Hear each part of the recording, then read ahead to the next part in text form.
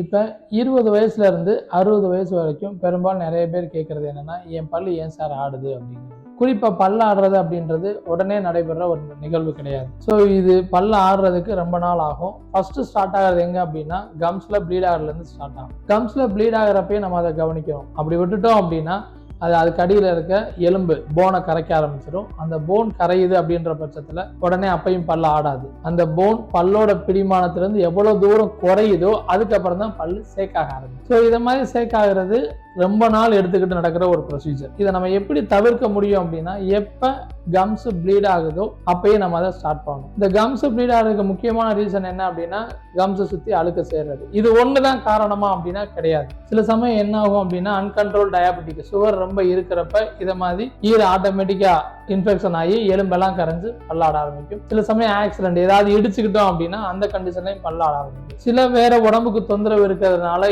சாப்பிட்ற மாத்திரைகள்னாலும் கம்ஸ் எல்லாம் வீங்கி எலும்பு கரைஞ்சு பல்லாட ஆரம்பிக்கும். சில சமயங்கள் என்ன ரீசன்னே தெரியாம கூட சில பேர்த்துக்கு எலும்பு கரைஞ்சு பல்லாட ஆரம்பிக்கும். ஸோ ஒரு லேசா ஈரல பிரச்சனை ஆரம்பிக்கிறப்பயே நம்ம பார்த்துட்டோம் அப்படின்னா நம்ம பல்லை எடுக்கிறதுல இருந்து தவிர்த்து பல்லை காப்பாத்துறதுக்கு நிறைய வாய்ப்பு வருது. இப்போ அதை மாதிரி இருக்க ஒரு பேஷண்டோட எக்ஸ்ரே தான் இது. பெரும்பாலும் பல்ல ஆடுறத நம்ம எக்ஸ்ரே மூலமா தான் எக்ஸாக்டா நம்மளால பார்க்க முடியும். இப்போ இந்த எக்ஸ்ரேல பாத்தீங்க அப்படின்னா எலும்பு எந்த அளவுக்கு கரைஞ்சிருக்குன்னு பார்க்கலாம். ஸோ பல்லு ஒரு கால்வாசி தான் எலும்புலேயே நிக்குது. இத மாதிரி நடக்கிறதுக்கு கிட்டத்தட்ட 7-8 வருஷம் ஆகும். இந்த பேஷண்ட் சொன்ன கம்ப்ளைண்டா தான் எனக்கு கிட்டத்தட்ட ஒரு 10 வருஷமாவே பல்லு கொஞ்சம் கொஞ்சமா சேர்க்காய் இப்ப மொத்தமா ஆட ஆரம்பிச்சிருச்சு அப்படிங்கிறது. ஸோ இத மாதிரி கடைசி நிமிஷத்துல வராம ஏர்லியராகவே அதை போய் பார்த்துட்டோம் அப்படின்னா பல்லை எடுக்காம பல்ல நம்மளால சேவ் பண்ண முடியும். அதை என்னென்ன மாதிரி ட்ரீட்மெண்ட்லாம் பண்ணி சேவ் பண்ண முடியும், நிறைய ஆப்ஷன்ஸ் வந்துருச்சு. அது எல்லாத்தையுமே அடுத்து வர வீடியோல உங்களுக்கு ஃபுல்லா எக்ஸ்பிளைன் பண்ணுறேன். தேங்க்யூ.